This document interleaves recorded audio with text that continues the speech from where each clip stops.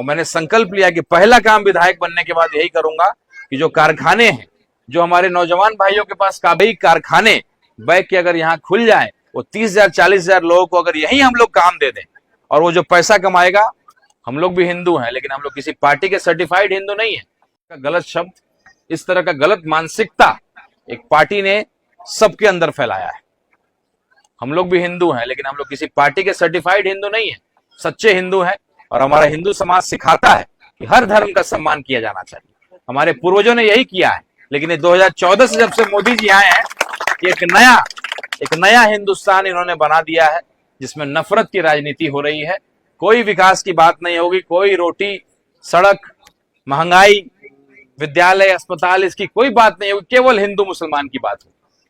तो ढाका इस बार एक ऐतिहासिक फैसला दे, इसके लिए मैं आप लोगों से दुआ की दरखास्त करता हूं कि मैं खुद एक हिंदू का बेटा हूं और एक मुसलमान की पार्टी से लड़ रहा हूं। तो ये तो तय है कि ढाका में हिंदू मुसलमान के मुद्दे पे चुनाव नहीं होगा। ढाका में चुनाव होगा तो विकास की बात होगी, संघर्ष की बात होगी, कैसे हमारे सड़कें ठीक होंगी, कैसे हमारे मुद्दे ठीक होंगे। आज 40 से 50,000 लोग हमारे बंबई में काम कर रहे हैं। अगर ऐसी व्यवस्था हो जाए, और मैंने संकल्प लिया कि पहला काम विधायक बनने के बाद यही करूंगा कि जो कारखाने हैं, जो हमारे नौजवान भाइयों के पास काबिलियत है, सिलाई की काबिलियत है, और जाकर के जो बैग मुंबई में बना रहे हैं, और जो पैसा कमा रहे हैं, आधा पैसा भाड़ा में, आधा पैसा किराया में, आधा पैसा खाने में बर्बाद कर दे रहे हैं। अगर वही कारखाने बैग के अगर यहाँ खुल जाए, वो 30,000 40,000 लोगों को अगर यही हम लोग काम दे दें, और वो जो पैसा कमाएगा यही खर्च करेगा, किसी किराना के दुकानदार से किराना लेगा, पेट्रोल पंप से पेट्रोल भराएगा, और सब लोग का उसमें फायदा होगा। तो पहला मेरा संकल्प है, क्योंकि बंबई के लोग खास करके MIM के दीवाने हैं, और इस पार्टी में मैं अक्सर कहता हूं कि हमारे पार्टी में कोई कार्यकर्ता नहीं, हमारे पार्टी में दीवाने होते हैं। अब बाकी पार्टी के 100 कार्यकर्ता से ऊपर हमारे पार्टी का एक दीवाना है। हमारी पार्टी का एक दीवाना दूसरी पार्टी के 100 कार्यकर्ताओं पे भारी। तो ये ताकत है मेरे पास। जो नहीं जानते हैं, जो नहीं समझते हैं, वो समय आने पे समझ जाएंगे। लोकसभा का चुनाव ट्रेलर था, अब आपको असली फिल्म दिखाएंगे।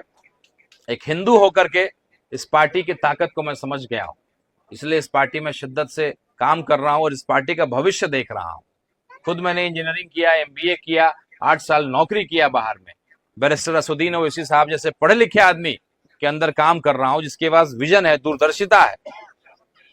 अख्तरुल ईमान साहब जैसे ईमानदार व्यक्ति के अंदर काम कर रहा हूं, जिनको तोड़ने के लिए हमारी पार्टी के 5 विधायक थे, 4 को तोड़ा लेकिन 1 को नहीं तोड़ पाए।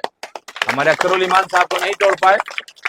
करोड़ों रुपए का ऑफर दिया, बड़ा बड़ा मंत्रालय का ऑफर दिया, लेकिन उन्होंने लात मारा उस ऑफर को, अपने ईमान को सबसे ऊपर रखा। मैं भी एक राजपूत का बेटा हूं, आपको विश्वास दिलाता हूं, संघर्ष कर रहा हूं, संघर्ष करता रहूंगा। जो सम्मान मुझे मिल रहा है वो किसी भी विधायक और MP से बड़ा सम्मान है। राणा रंजीत सिंह की पहचान अब केवल ढाका विधानसभा तक नहीं है, पूरे देश के मुसलमान मेरी तरफ देख रहे हैं, और ये सबसे बड़ा सम्मान है। एक क्रांतिकारी फैसला ढाका की विधानसभा देगी,